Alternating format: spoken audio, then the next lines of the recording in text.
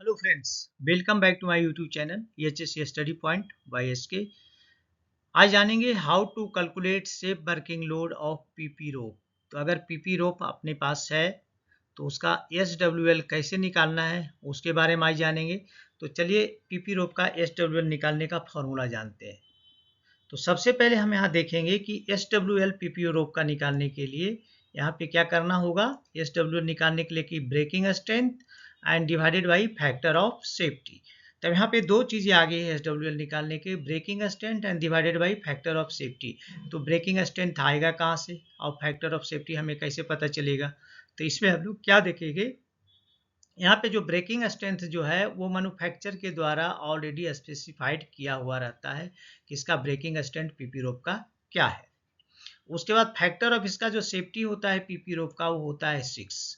अगर ये दोनों चीज़ आपको मिल जाता है, ब्रेकिंग स्ट्रेंथ और फैक्टर ऑफ पीपी रोप का जो है आपने देख लिया फैक्टर ऑफ सेफ्टी 6 तो इस कंडीशन में आप पीपी रोप का SWL यहाँ आराम से आप निकाल सकते हैं। तो चलिए एक टेबल के माध्यम से समझते हैं। ये पॉलीप्रोपिलीन रोप है और ये देख रहे हैं रोप डायमीटर mm है और ब्रेकिंग स्ट्रेंथ ऑलरेडी है जो मैन्युफैक्चर के द्वारा प्रोवाइड किया गया है। तो यहाँ पे जो पीपी रोप है जिसकी डाया अगर 12 mm है तो उसका ब्रेकिंग स्ट्रेंथ 2210 kg होगा।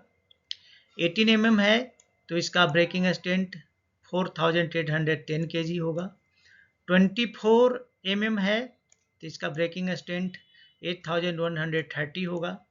30 mm का अगर पीपी रोप है तो इसका स्ट्रेंथ 12222 kg होगा। 32 है अगर तो इसका ब्रेकिंग स्ट्रेंथ 13500 होगा।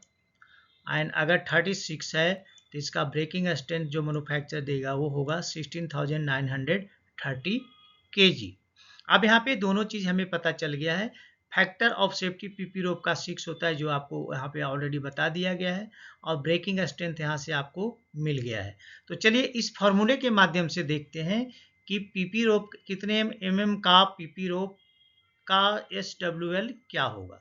तो चलिए पहला फॉर्मूला देखते हैं। अभी हम यहाँ मान लेते हैं कि 12 mm का कोई डायमीटर का पीपी रोप अपने पास है। अब इसका SWL हमें निकालना है।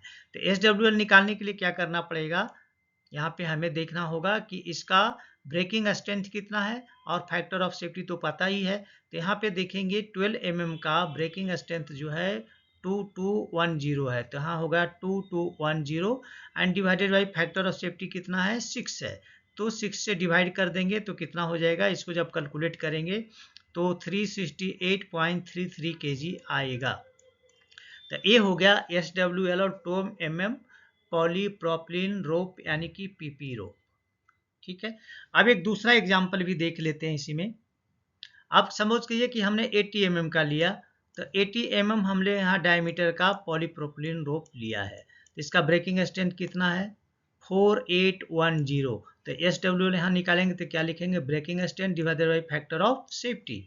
तो ब्रेकिंग स्ट्रेंथ इसका कितना है 4810, तो 4810 and divided by factor of safety कितना हो गया 6।